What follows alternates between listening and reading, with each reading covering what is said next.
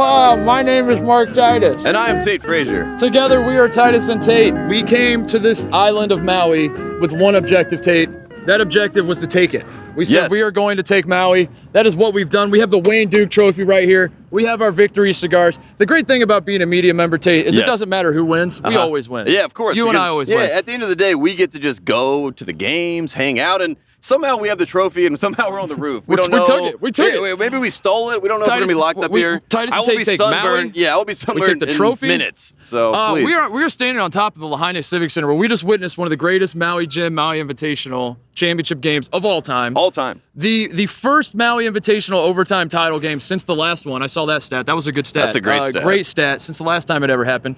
What are your thoughts on what we just witnessed? Kansas takes down Dayton. Yes. Dayton was a team that we've beaten this to death, but it just worth mentioning one more time. We said they were probably going to get the Maui bump coming into this thing. They did. A lot of people out there, a lot of chatter. Dayton Flyers deserve to be a top 5 team, all that kind of stuff. Yes. What are your takeaways from this game? The takeaway is that Bill Self answered the bell, and that's all that we kind of went into this tournament. We're saying Michigan State, Kansas. We thought they'd play each other in the final. Dayton shocked the world, and now we're in a position where Kansas kind of fulfills a little bit of a prophecy, kind of answers some questions. There were some question marks going into the season. Devon Dotson has a great game, but what we saw was basically if you have the front line of Kansas, you have a chance to be a really good team. This was the matchup coming into the game that we were talking about was Azubuike versus Obi Toppin. Yes. Neither guy could guard the other. Devon Dotson was unbelievable. He played every second of this game. What did he finish with? 31 points, I believe. 31 points, and then he said after the game he could play a little bit more. Yeah, 5 steals. Not even done. 5 steals, I think. He was unbelievable. And yet, what did he draw? 10 fouls? Yeah, he drew 10 fouls. That's true. That's absolutely true. But this game was dictated by Azubuike on both ends of the floor. Dayton had no way of guarding him, and on top of that, he couldn't really guard anybody on Dayton because Kansas is throwing a lot of defenses out there. They're doing switching, they're doing zone defense. They're trying anything they can because they have to have Azubuike on the floor. He's the one guy that Dayton has no answer for. And it just became a fascinating matchup. That's what we saw play out.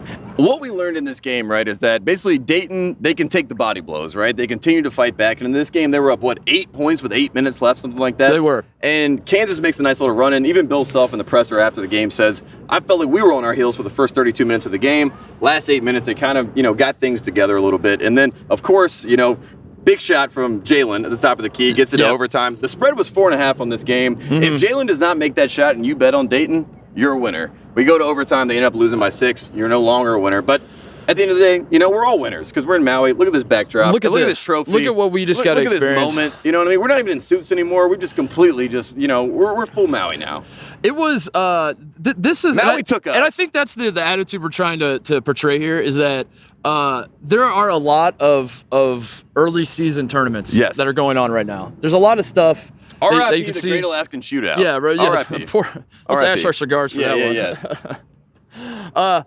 There are a lot of tournaments out there, but none can compete with Maui. That's what we saw today. This is why we're celebrating, because it didn't matter who won. All that mattered was the game was great, and Maui's the GOAT. It's the OG and the GOAT at the same time. Yes, and that's hard to be because, in the world where everyone wants to be the GOAT or the OG or whatever you may say, people are fighting over a trophy, and I'm pretty sure Bill Self is coming right now up the roof to get his trophy right now, so we're not sure how long we're going to have this, but we're enjoying it for right now. So do you believe in moral victories for Dayton? Because I think Dayton, weirdly, this has the feel of like Dayton kind of won even though they lost type thing. It feels like most of the people coming out of this game are talking about Dayton. I think they received 1 vote in the AP poll heading into this tournament. They were on the others receiving votes, and at the very shout out to Alabama, Tuscaloosa. Cecil Hurt. I think. Cecil Hurt was the guy that gave him the 1 vote.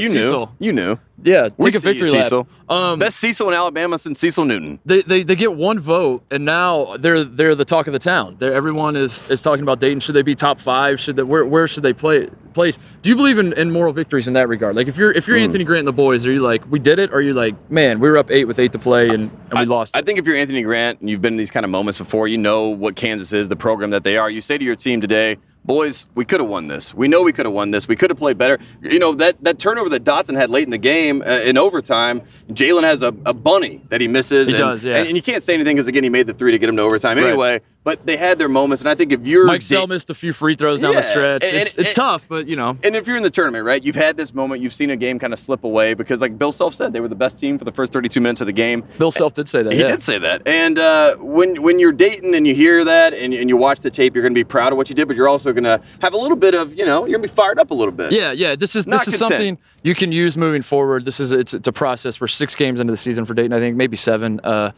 6. Yeah, 6. Is it 6? Yeah. Anthony said he learned a lot in 6 games. Bill Self called this a big boy game. He said that, and I'm inclined to agree with him. Not a big wave Billy kind of game, but a big boy game. This was a big boy game, and Kansas came out on top, and they're just the big guys of Kansas. They came into this game. It was like you're playing McCormick next to Azubuike. It looked like an offense out of 1986. Yes, and the stylistic matchup was just really fun to watch. Are there any other thoughts? Any other thoughts that I have, and basically the main thought I have is Obi Toppin at the start of this game is fronting Azubuike. He's fronting McCormack. He's fronting all these guys on the front line for Kansas. It did not work well. It did not, because Kansas has real 5s. And I think for all the positionless basketball and the fact that Dayton could play 5 guys that could stretch the floor, we saw them get killed in the interior. Yeah. And they outscored them by 30 points from the 3-point line or something like that. Crazy. And they still, were in overtime. And that just goes to show how much Kansas dominates. This is one of the reasons I love college basketball so much, though, is that both of these styles worked. I mean, you play that game. I think I said it going into the game yesterday. You play this 10 times. Dayton's probably winning 4 or 5.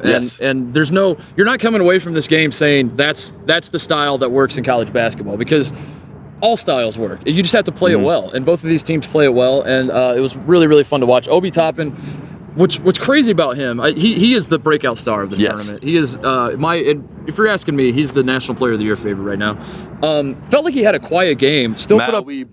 Still put up insane numbers. He has the viral moment where he crosses up the guy, I forget who's guarding him. Kansas bench down. Goes behind his back at the step back 3, stares the Kansas bitch down before the ball's even in through the basket. I'm pretty sure it was Agbaji who was doing a great job on him. Yeah, that's an NBA guy. You just sprayed and stared down the bench. Unbelievable. We could not ask for more out of the final, out of the experience here. What is your takeaway? This is your first Maui Invitational you've ever been at, Tate. Will you be back, do you think? I hope so. I'm looking at the people that run the tournament. They're saying no, but we're going to say hopefully. We hope that we will be back. It doesn't matter. They have to ask us. We've taken Maui. We own Maui now. The security guard is also here, and he really wants the trophy back. It's hilarious. This is not as fun as we thought it was at first.